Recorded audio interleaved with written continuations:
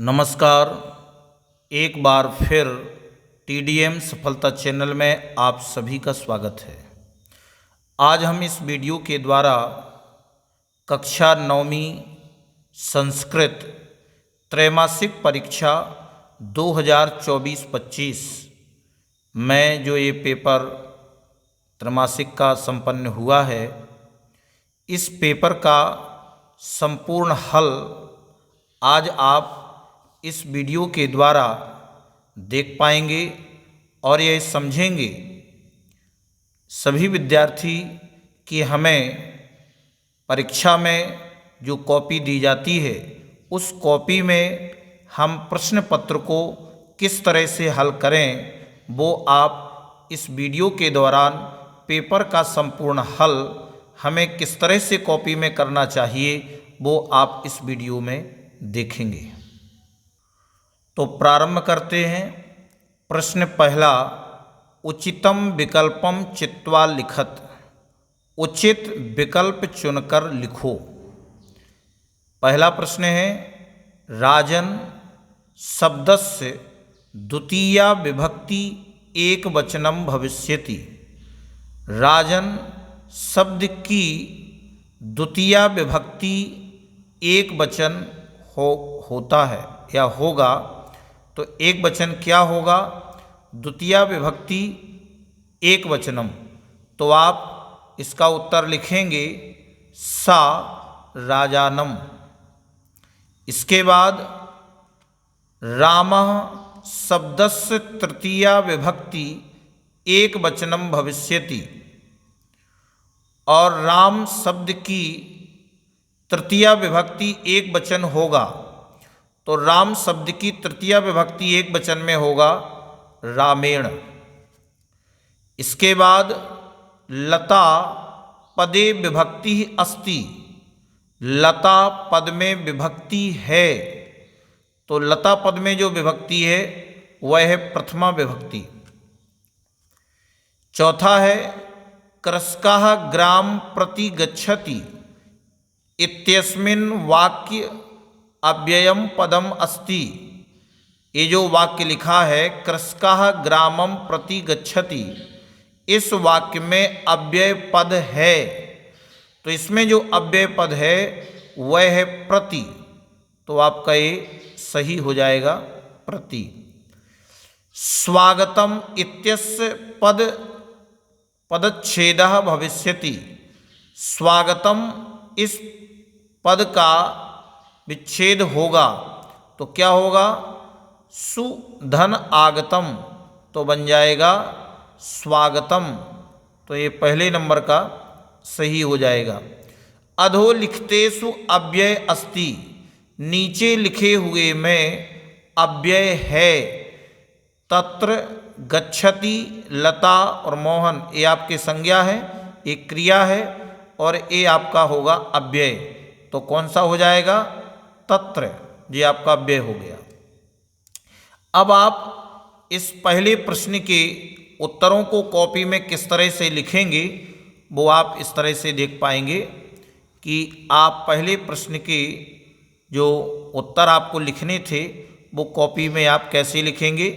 पहले आपने डाला उत्तर 1 और ये सभी 6 प्रश्न दिए हैं, उनका कौन से नंबर का सही है वो आप इस तरह से उत्तर दे पाएंगे। अब आगे दूसरे प्रश्न में कहा गया है कि कोष्ठके प्रदत्त शब्देषु रिक्त स्थान पूर्तिम कुरुत। कोष्ठक में दिए गए शब्दों में आप रिक्त स्थान की पूर्ति करो। यहाँ पर हमें इस साइड में शब्द दिए गए हैं, इन सभी शब्दों के द्वारा हमें इन खाली स्थानों की पूर्ति करना है, चुनकर नहीं लिखना है। खाली स्थान जो दिए गए हैं वो आप इन शब्दों के द्वारा भर देंगे। तो पहला है गच्छन्ति इत्यस्मिन् पदे। तो गच्छन्ति इस पद में धातु है, तो गच्छन्ति जो होता है वह गम धातु का होता है। गच्छामि इत्यस्मिन् पदे लकारः अस्ति। गच्छामि ये आपका हो जाएगा लट लकारः। लोट लकारस्य उदाहरणम अस्ति। लोट लकार का उदाहरण है, तो ये हो जाएगा वदतु। ये इसमें अशुद्ध लिखा है, इसको बोला जाएगा वदतु। भवामी पदे वचनम अस्ति, इसमें भी शायद अशुद्ध लिखा हुआ है, तो इस पद में वचनम है, तो ये हो जाएगा एक वचनम, इसमें एक वचन है।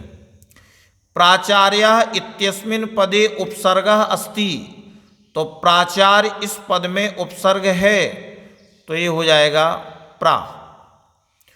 अति उपसर्गस्य उदाहरणम अस्ति, अति उपसर्ग का उदाहरण है, तो अति उपसर्ग लगाकर के जो उदाहरण बनेगा वो बनेगा अत्यधिकः, इस तरह से। तो आप इनको कॉपी में किस तरह से लिखेंगे वो आप देखेंगे। उत्तर दूसरे में आप कुछ इस तरह से लिखेंगे। आप जो शब्द हमने टिक किए हैं वो आप इसमें आप पूरी तरीके से भर देंगे, तो ये आपका ये कंप्लीट हो जाएगा नंबर वाइज। उसमें जिस तरह से नंबर डले हुए हैं, जिस तरह से प्रश्न में नंबर डले हुए हैं, उसी प्रकार से आपको ये नंबरिंग करना है, और आप इन सभी उत्तरों को इस तरीके से आप लिख पाएंगे।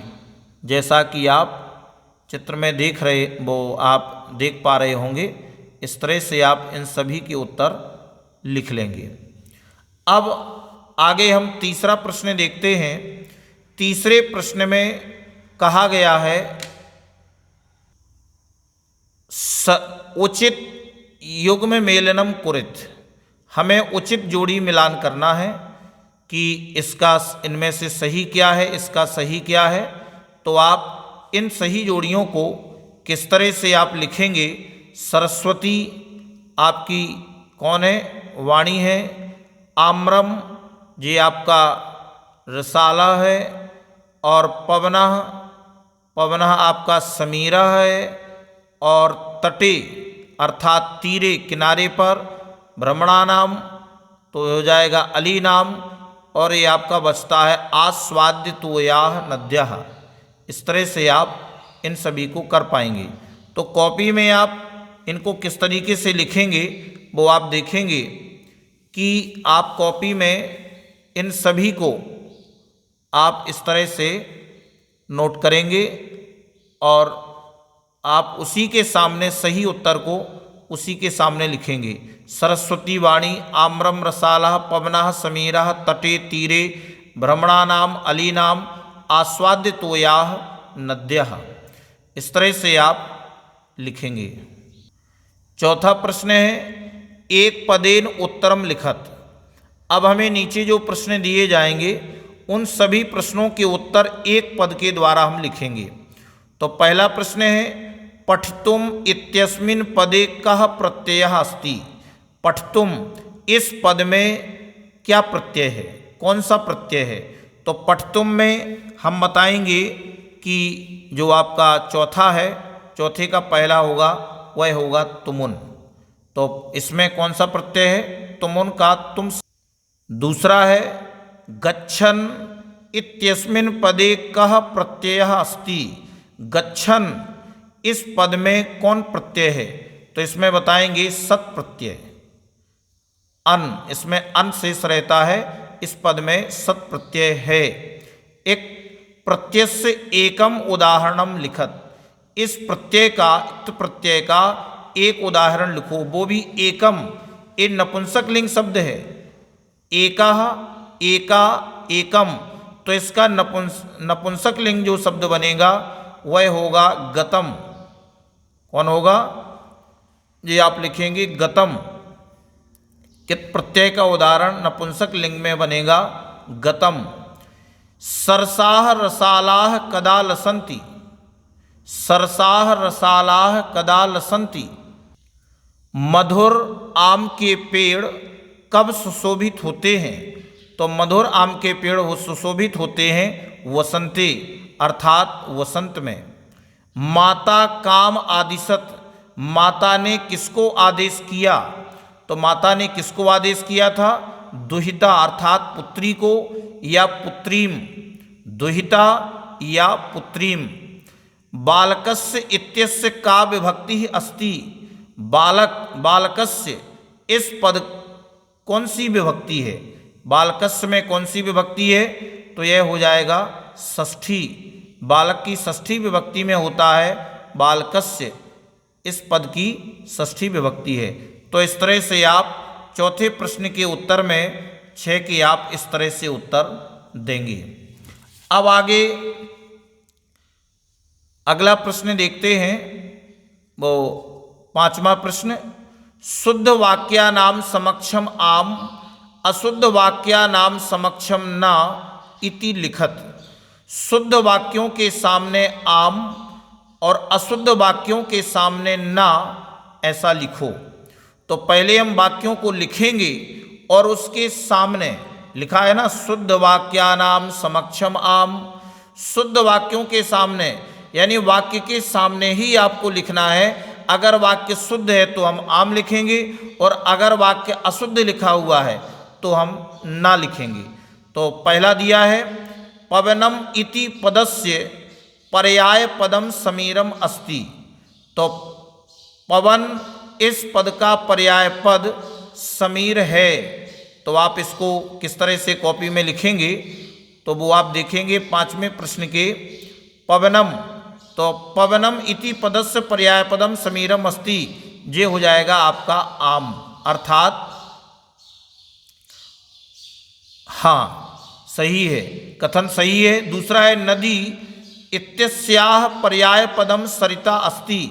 तो नदी इसका पर्याय पद सरिता है, तो ये भी आपका आम हो जाएगा, क्योंकि ये भी कैसा है, आपका सही वाक्य है, तो ये आम हो जाएगा। तीसरे में कहा गया है कि फलम इत्यस्य पर्याय पदम फाम अस्ति। तो फल इसका पर्याय पद फाम है, तो ये आपका हो जाएगा ना, तीसरा हो जाएगा ना।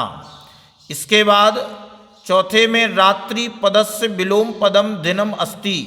रात्रि पद का विलोम पद दिन होता है, तो रात्रि का विलोम दिन होता है।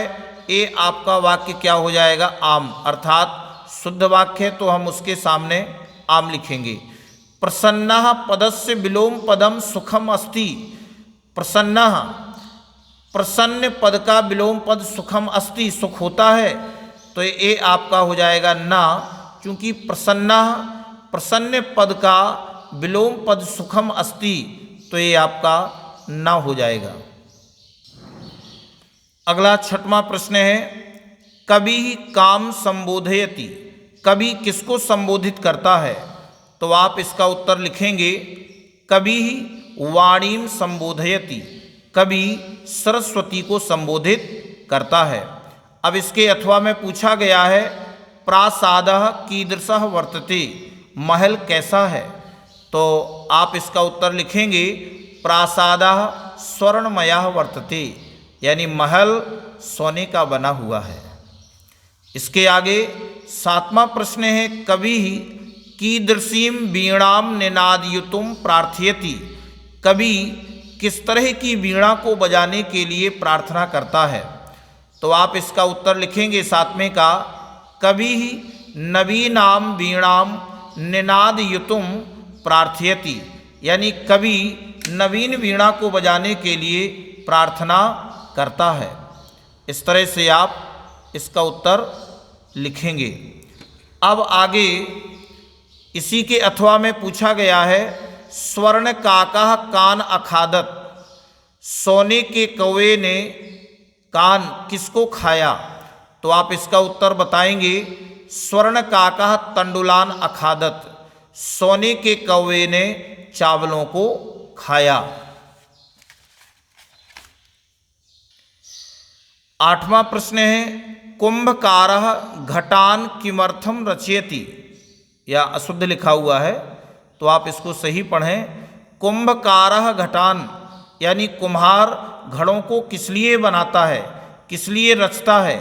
तो आप इसका उत्तर लिखेंगे 8वें प्रश्न का उत्तर कुंभकारः घटान जीविका हेतोः या विक्रयणाय रचयति।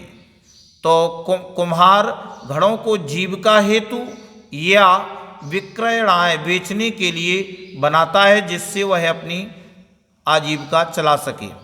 अब इसके अथवा में पूछा गया है वित्रतः क्षीणः कीदृशः भवति। वित्रतः क्षीणः, तो वित्ततः क्षीणः कीदृशः भवति, यानी कि धन से क्षीण कैसा होता है, जो धन से क्षीण हो जाता है वह कैसा होता है। तो आप इसका उत्तर बताएंगे कि वित्ततः क्षीणः अक्षीणः भवति, यानी धन से क्षीण नहीं होता है, धन से क्षीण नहीं होता है, यानी धन के नष्ट हो जाने पर वह उसका धन नष्ट नहीं होता है। 9वां प्रश्न है सज्जना नाम मैत्री कीदृशी भवति। सज्जनों की मित्रता कैसी होती है।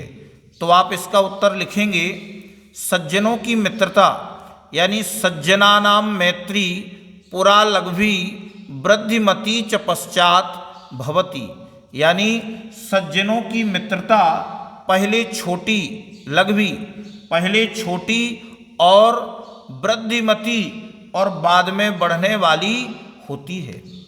इसके आगे उसके अथवा में दिया गया है प्रयत्नेन किम रक्षेत वित्रम वृत्तम वा, यानी इसमें पूछा गया है कि प्रयत्नेन किम रक्षेत वित्तम वृत्तम वा, यानी कि प्रयत्न पूर्वक किसकी रक्षा करनी चाहिए। रक्षेत, रक्षा करनी चाहिए धन की या चरित्र की। वित्त, वित्तम अर्थात धन की और वृत्तम अर्थात चरित्र की, तो किसकी रक्षा करनी चाहिए। तो आप इसका उत्तर लिखेंगे कि यत्नेन वृत्तम रक्षेत। यत्नेन वृत्तम रक्षेत, यानी प्रयत्न पूर्वक चरित्र की रक्षा करनी चाहिए। वृत्तम अर्थात चरित्र की रक्षा करनी चाहिए। 10वां प्रश्न है कि कः तंद्रालुः भवति। कः तंद्रालुः भवति, कौन आलसी होता है। तो कौन आलसी होता है, तो आप इसका उत्तर लिखेंगे कौन आलसी होता है। तो 10वें प्रश्न का उत्तर हो जाएगा भ्रांतः बालः तंद्रालुः भवति, पथभ्रष्ट बालक आलसी होता है। इसके बाद इसमें अथवा में दिया है तुला कीदृशी आसीत। तुला कैसी थी। तुला कीदृशी आसीत, तराजू कैसी थी। तो आप इसका उत्तर बताएंगे तुला लौह घटता आसीत, यानी तुला लोहे की बनी हुई थी। तुला किसकी बनी हुई थी, लोहे की। तो अब आगे हम प्रश्न देखते हैं। प्रश्न 11वां रेखांकित पदानि अधिकृत प्रश्न निर्माणम कुरुत। और कोपि द्वे, इनमें से कोई भी हमें 2 के उत्तर देना है। तो इसमें हमें 3 दिए गए हैं, इन 3 में से रेखांकित पद के आधार पर प्रश्न निर्माण करना है।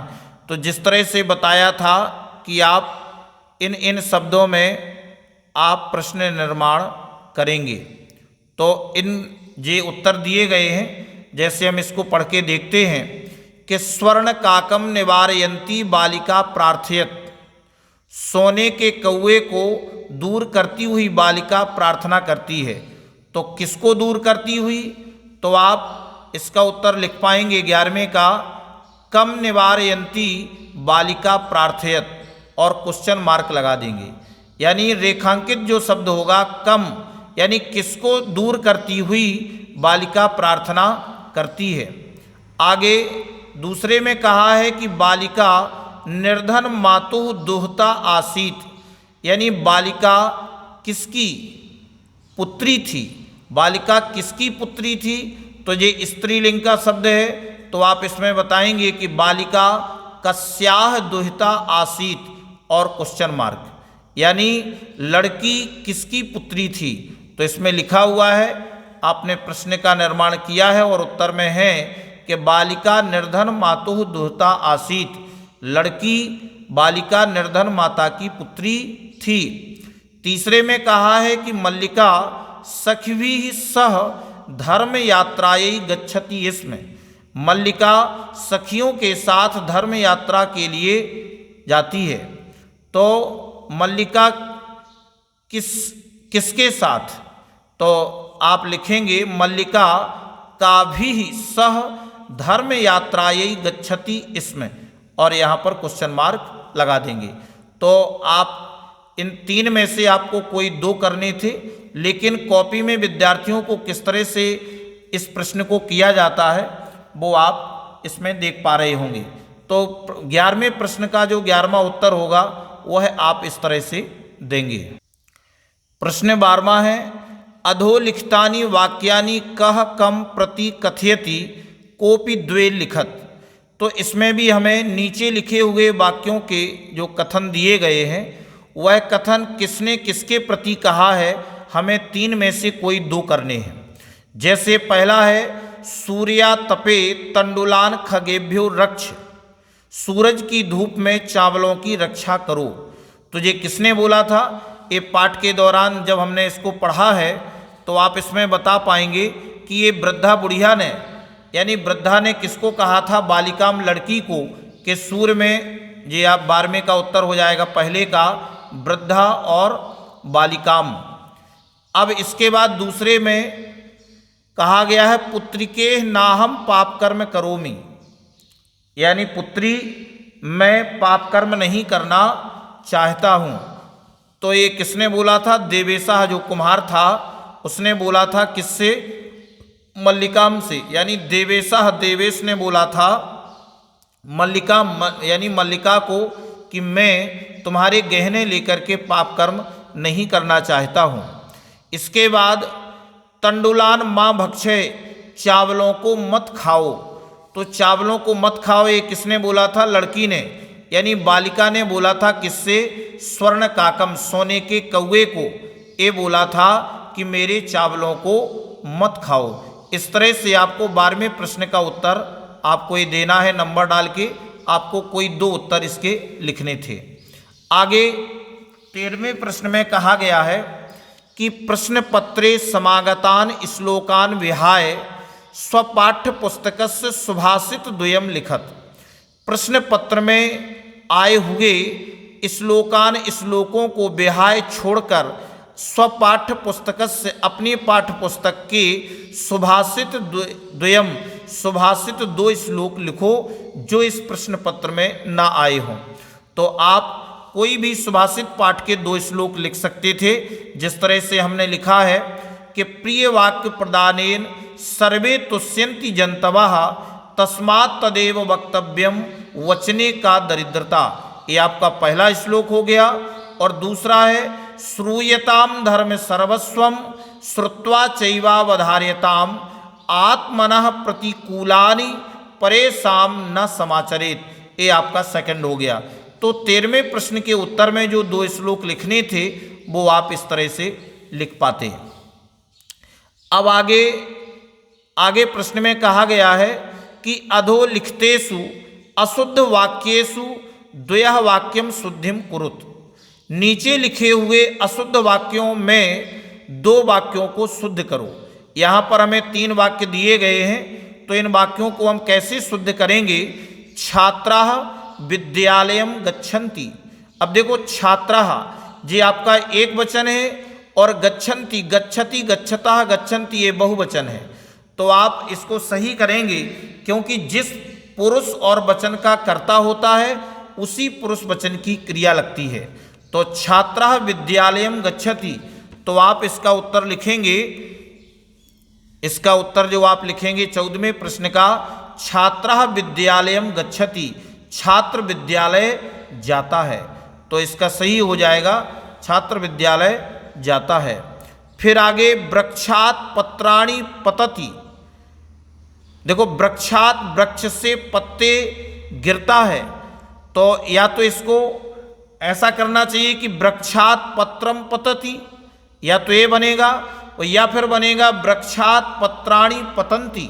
तो आप किसी भी प्रकार से इसको शुद्ध कर सकते हैं। जैसे इसमें लिखा गया है कि वृक्षात् पत्रम पतति, या तो आप ऐसा शुद्ध कर लें, या वृक्षात पत्राणि पतन्ति, वृक्ष से पत्ते गिरते हैं। अब आगे इसी का तीसरा दिया गया है कि सह फलम खादन्ति। सह ये आपका प्रथम पुरुष एक वचन है, और फलम फल को, यानी वह फल को खाते हैं, तो ये नहीं बनेगा, क्योंकि जिस पुरुष वचन की क्रिया हो कर्ता होगा उसी पुरुष वचन की क्रिया लगेगी। तो सह फलम खादन्ति, वह फल क्या करता है, तो आप इसका सही बनाएंगे सह फलम खादति, तो इसका सही बन जाएगा सह फलम खादति, वह फल खाता है। अब इसके आगे दिया गया है प्रश्न 15 में, प्रदत्त शब्दैः रिक्त स्थान पूर्तिम कुरुत कोपि चत्वारः, यानी दिए गए शब्दों के द्वारा रिक्त स्थान की पूर्ति करनी है कोई 4, और हमें यहाँ पर 5 दिए गए हैं। तो आप देख पा रहे होंगे कि यहाँ पर शब्द दिए गए हैं ग्रामात, पर्वतात, वृक्षात, सिंहात, क्लेशात और पापात, ये हमें 5 दिए गए हैं। तो आप कॉपी में किस तरह से लिखेंगे वो आप यहाँ समझें। देखो, जनः ग्रामात बहिः आगच्छति, लोग ग्राम से बाहर आते हैं। नद्यः पर्वतात निस्सरन्ति, नदियाँ पर्वतात पर्वत से निकलती हैं। और वृक्षात पत्राणि पतन्ति, वृक्ष से पत्ते गिरते हैं। ईश्वरः क्लेशात् त्रायते, ईश्वर कष्टों से रक्षा करते हैं। प्रभुः भक्तं पापात् निवारयति, प्रभु भक्तों को पाप से निवारण करते हैं। इस तरह से हमें प्रश्न 15 के उत्तर लिखना चाहिए। प्रश्न 16 में कहा गया है कि प्रदत्त वाक्यैः कथाक्रम संयोजनम कुरुत, नीचे वो दिए गए वाक्यों को कथाक्रम के अनुसार संयोजित करना है। यहाँ पर हमें 4 पॉइंट दिए गए हैं। मल्लिका पूजार्थम मोदकानि रचयति, मल्लिका पूजा के लिए लड्डुओं को बनाती है। चंदनस्य पत्नी तीर्थ यात्राम समाप्य गृहम प्रत्यागच्छति, चंदन की पत्नी तीर्थ यात्रा समाप्त कर घर वापस आती है। चंदनः उत्सव समय अधिक दुग्धम प्राप्तम, चंदन ने उत्सव के समय में अधिक दूध प्राप्ति के लिए मास पर्यंतम दोहनम न करोति,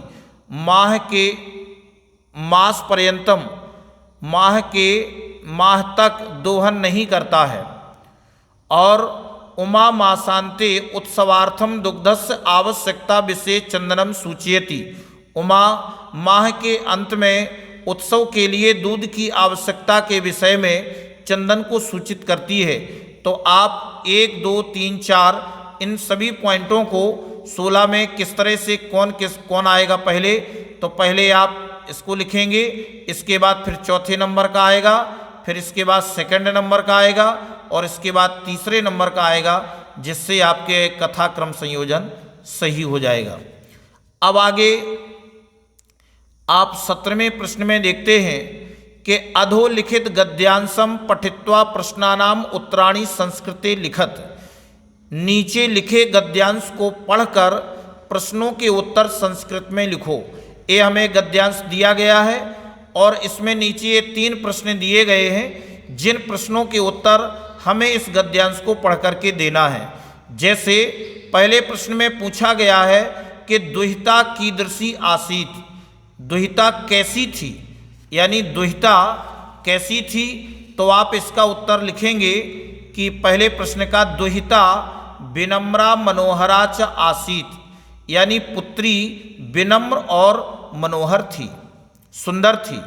इसके बाद दूसरा है माता पुत्री किम आदिशत, माता ने पुत्री को क्या आदेश दिया, तो आप इसका उत्तर लिखेंगे माता पुत्रीम आदिशत, माता ने पुत्री को आदेश दिया कि सूर्या तपे तंडुलान खगेभ्यो रक्ष, सूरज की धूप में चावलों की रक्षा करो।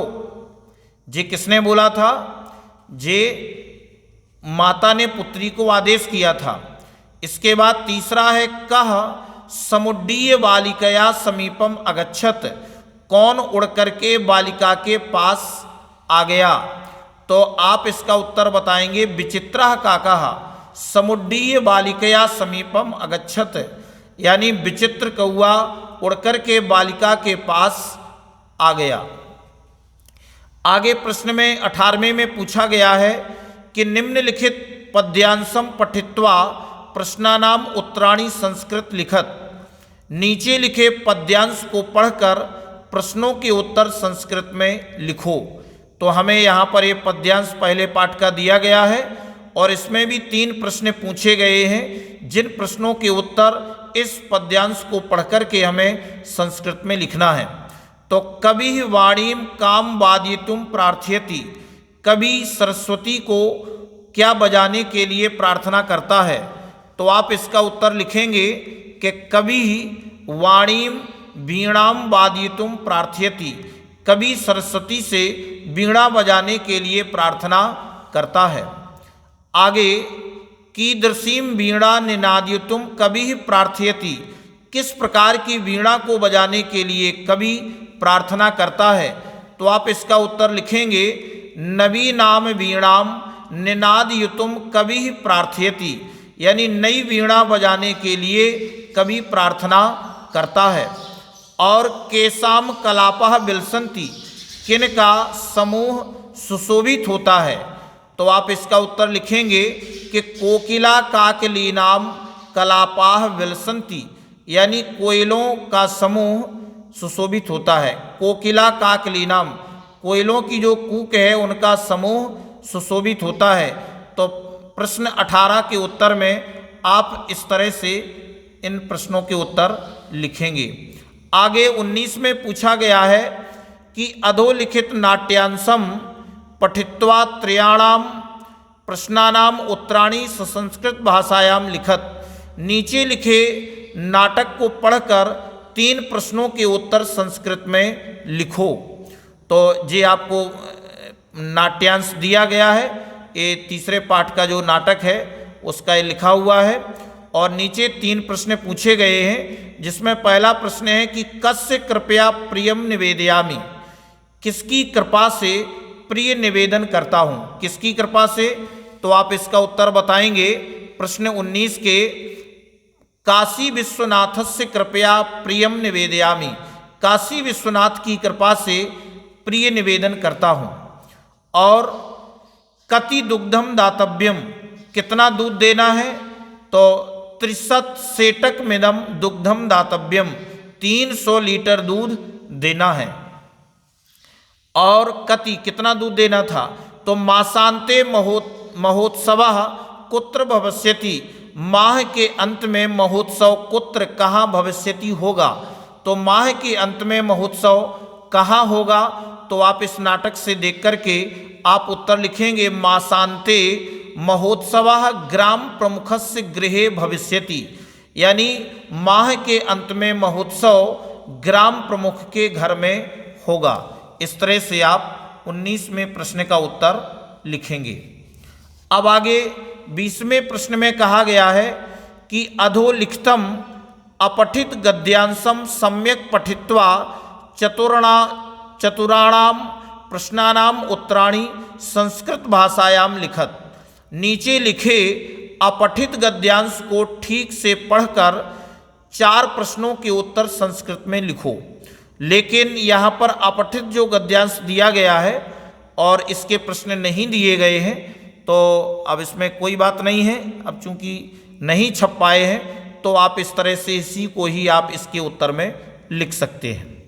अब आगे प्रश्न 21 में कहा गया है कि स्वस्य प्राचार्यस्य कृते अवकाश प्रार्थना पत्रम संस्कृत लिखत, अपने प्राचार्य के लिए अपने प्राचार्य को अवकाश के लिए प्रार्थना पत्र संस्कृत में लिखो। तो प्रश्न 21 में आप अवकाश के लिए अपने प्राचार्य को कैसे लिखेंगे। सेवायाम, सेवा में श्रीमान प्राचार्य महोदय। तो सेवा में श्रीमान प्राचार्य महोदय। अब आप जिस विद्यालय में पढ़ रहे हैं तो आप उस विद्यालय का नाम लिख देंगे, जैसे पीएम श्री शासकीय उच्चतर माध्यमिक विद्यालय घूरा और जिला छतरपुर मध्य प्रदेश। तो आप जिस जिले के हों या जिस प्रदेश के हों और अपने विद्यालय का नाम यहाँ पर लिखेंगे। विषय रहेगा दिन द्वयस्य अवकाशार्थम प्रार्थना पत्रम, तो 2 दिन के अवकाश के लिए प्रार्थना पत्र। आगे महोदय सविनयम निवेदनम अस्ति, सविनय निवेदन है यत कि अहम 9वीं कक्षायाः छात्रः अस्मि, मैं 9वीं कक्षा का छात्र हूँ। अहम ज्वर पीड़ितः अस्मि, मैं बुखार से पीड़ित हूँ। अतः इसलिए विद्यालय आगंतुम असमर्थः अस्मि, विद्यालय आने में असमर्थ हूँ। कृपया दिन द्वयस्य अवकाशम स्वीकुर्वन्तु, कृपया 2 दिन का अवकाश स्वीकार करें। सधन्यवाद भवताम आज्ञाकारी शिष्यः, आपका आज्ञाकारी शिष्य मोहनः। तो यहाँ पर आप या तो पेपर में नाम दिया हो तो वो नाम लिखें, या फिर आप अपना भी नाम लिख सकते हैं। और यदि अपना आप नहीं लिखना चाहते हैं तो आप जिसका नाम आपको अच्छा लगता हो वो आप यहाँ पर नाम लिख सकते हैं। और अंत में हम तारीख लिखेंगे 22/9/2024। तो आप इस अवकाश के लिए आप इस तरह से इसको लिख पाएंगे जैसे कि आप देख पा रहे हैं। तो आप इस तरह से इसको लिख सकते हैं। अब इसी 21वें प्रश्न के अथवा में कहा गया है स्वमित्रम प्रति एकम पत्रम संस्कृते लिखत, अपने मित्र के प्रति एक पत्र संस्कृत में लिखो। तो आप पत्र को किस तरह से लिखेंगे, कोई भी आप कारण से आप पत्र लिख सकते हैं अपने मित्र के लिए। तो आप लिखेंगे दिल्ली तह, यानी दिल्ली से। जिस स्थान से आप पत्र लिख रहे हो तो आप तह लगा करके लिख सकते हैं, इसका अर्थ होता है दिल्ली से। यहाँ पर डालेंगे दिनांक 22/9/2024। और प्रिय मित्र, आप मित्र को लिख रहे हैं तो प्रिय मित्र नमो नमः, नमस्कार। अत्र कुशलम तत्र अस्तु, अत्र यहाँ मैं कुशल हूँ, तत्र अस्तु वहाँ पर आप ठीक होंगे। हर्षस्य विषयः अस्ति, हर्ष का विषय है यत कि आगामी मासस्य 15 दिनांके, अगले महीने की 15 तारीख में भवतः जन्म दिवसः भविष्यति, आपका जन्म दिवस होगा। जन्म दिवसस्य हार्दिक्याः शुभकामनाः, जन्म दिवस की हार्दिक शुभकामनाएं। और ज्येष्ठेभ्यः प्रणामः, यानी बड़ों को प्रणाम। और कनिष्ठकेभ्यः च आशीषः, आशीषः निवेदनीयः, यानी छोटों के लिए शुभ आशीष निवेदन करना। यानी ज्येष्ठेभ्यः बड़ों को प्रणाम और छोटों के लिए मेरा प्यार आशीर्वाद निवेदन करना। भवतः मित्रम, आपका मित्र रामः। तो यहाँ पर आप अपना नाम या जो नाम आपको पत्र में दिया जाए वो आप नाम यहाँ पर लिखेंगे। तो पूरे पत्र को आप इस तरह से कुछ लिख पाएंगे, जो आपका पत्र दिया गया है अपने मित्र को, तो आप इस तरह से आप इस पत्र को लिखेंगे। अब प्रश्न 22 में आप देख पा रहे हैं अधोलिखितेषु एकम विषयम स्वीकृत्य संस्कृत भाषायाम 10 वाक्येषु निबंधम लिखत, यानी नीचे लिखे हुए एक विषय को स्वीकार करते हुए आपको संस्कृत भाषा में 10 वाक्य पर निबंध लिखना है, 10 वाक्य लिखना है। तो आपको यहाँ पर 4 दिए गए हैं। संस्कृत भाषायाः महत्वम, कालिदासः, दीपावली और परोपकारः। तो आप इस 22वें प्रश्न के उत्तर में आप कॉपी में किस तरह से लिखेंगे, तो आपने नंबर डाला संस्कृत भाषायाः महत्वम, संस्कृत भाषा का महत्व। तो आप इसमें चूंकि इसने कहा है कि इस प्रश्न को 10 वाक्यों में लिखना है, तो आप नंबर डाल के या पैराग्राफ में लिख सकते हैं। जैसे यहाँ पर लिखा है संस्कृत भाषा अस्माकं देशस्य प्राचीनतमा भाषा अस्ति, संस्कृत भाषा हमारे देश की प्राचीनतम भाषा है। संस्कृत भाषा सरसा सरला सुमधुरा च अस्ति, संस्कृत भाषा सरस सरल और सुमधुर है। प्राचीन समये एषैव भाषा सर्वसाधारणा आसीत्, यानी प्राचीन समय में यही भाषा सर्वसाधारण थी। प्राचीन काले सर्वे जनाः संस्कृत भाषायाम एव वदन्ति स्म। प्राचीन काल में सभी लोग संस्कृत भाषा में ही बोलते थे।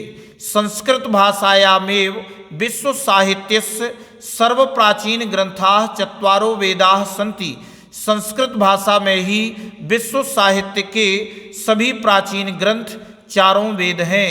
संस्कृत भाषा भारत राष्ट्रस्य एकतायाः आधारः अस्ति। संस्कृत भाषा भारत राष्ट्र की एकता का आधार है। संस्कृत भाषायाः स्वरूपम पूर्ण रूपेण वैज्ञानिकम अस्ति। संस्कृत भाषा का स्वरूप पूर्ण रूप से वैज्ञानिक है। संस्कृत भाषायाः व्याकरणम पूर्णतः तर्कसम्मतम सुनिश्चितम च अस्ति। संस्कृत भाषा का व्याकरण पूर्णतः तर्कसम्मत और सुनिश्चित है। संस्कृत भाषैव भारतस्य प्राणभूता भाषा अस्ति। संस्कृत भाषा ही भारत की प्राणभूत भाषा है। संस्कृत भाषा सर्वेषां भारतीय भाषाणां जननी अस्ति। संस्कृत भाषा सभी भारतीय भाषाओं की जननी है। ये संस्कृतम पठन्ति, जो संस्कृत पढ़ते हैं ते प्रायः संस्कारवन्तः भवन्ति, वे प्रायः संस्कारवान होते हैं। भारतीय गौरवस्य रक्षणाय एतस्याः प्रसारः सर्वैरेव कर्तव्यः।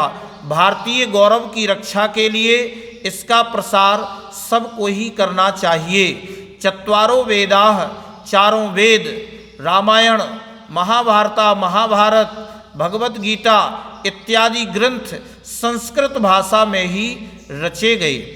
अतएव उच्यते, इसलिए कहा गया है, संस्कृति संस्कृता श्रता, संस्कृति संस्कृत पर आश्रित है।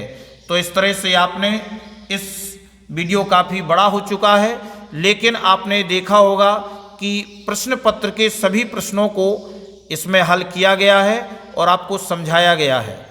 अब आप इसमें अगर किसी भी प्रकार की आपको कोई कठिनाई लग रही हो या कोई समस्या आ रही हो या कोई प्रश्न समझ में ना आ रहा हो, तो आप कमेंट के माध्यम से आप इसमें कमेंट्स करें, तो अगले वीडियो में आपकी समस्या का हल पूर्ण किया जाएगा। और इस तरह से आने वाले जितने भी आपके पेपर होंगे संस्कृत और गणित से संबंधित, उन्हें हल किया जाएगा।